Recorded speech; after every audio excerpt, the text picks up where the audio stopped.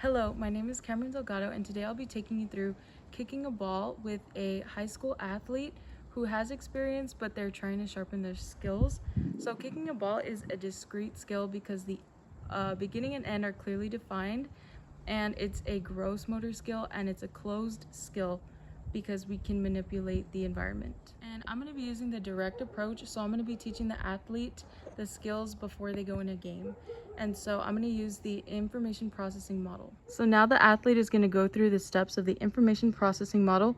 So first they're going to identify the ball in front of them, get a small running start, kick the ball with the dominant leg, and aim and kick to target. Vision is so important to the individual as they use their vision to identify where the ball is and how to manipulate their body to correctly kick the ball. A drill that can be used to improve an athlete's vision is to lay out different colored soccer balls, and then the coach will call out a color and the athlete will run and kick the ball.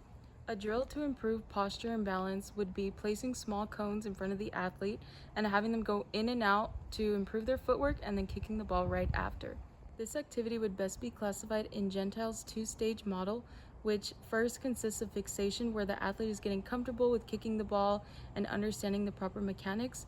Once they're good at kicking the ball in a controlled environment, they'll move on to diversification, which is where they are going to have an ever-changing environment, and it's going to kind of become automatic and they can play well in the game. The individual that I'm working with is a high school athlete, and they understand the overall picture of kicking a ball, but they have room for improvement, so that would be including improving on speed, accuracy, and technique of the kick. The individual I'm working with is specifically a kinesthetic, global, and visual learner, so before having them kick the ball, I would demonstrate kicking and I would give them general key points so that they have an understanding of what's going to go on before they go and kick the ball.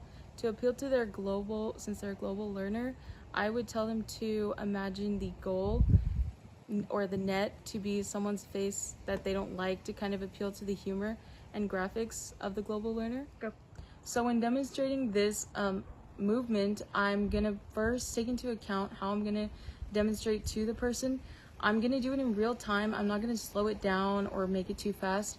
And while I'm demonstrating, I'm gonna focus on giving them the right technique and not trying to kick the ball as hard as I can, because what I'm trying to teach them is the correct mechanics and technique. So an example of this demonstration would go as follows. So I would use the whole practice method because it's a relatively simple movement with low complexity, and since my athlete is already kind of familiarized with the movement, I wouldn't go into excessive detail as I would with a beginner. And so I would also point out I would give them attention cues and point out key points when they're doing the movement. For example, as I mentioned before, I would have them have the dorsiflexed foot, and I would also have them have their shoulders pointed to wherever the goal is and not like this, because that might mess with their aim. So my activity consists of blocked practice, since we're doing the same movement again and again. However, to boost performance and enhance learning, I would utilize repeated block practice, which is an example would be picking 4 spots on the field and having the athlete kick 5 times at each spot and go a couple of rounds. And my activity is considered a discrete skill, so I would utilize mass practice, which is longer sessions but fewer sessions.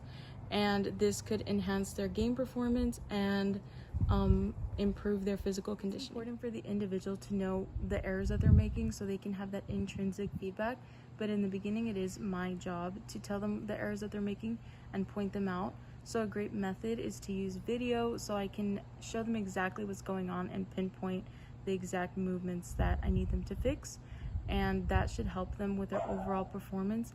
As for errors, they will make small errors since this is a relatively simple movement, but the errors should be able to be fixed within the next attempts. Feedback that I would use would be augmented feedback, so I can point out the errors that they're making.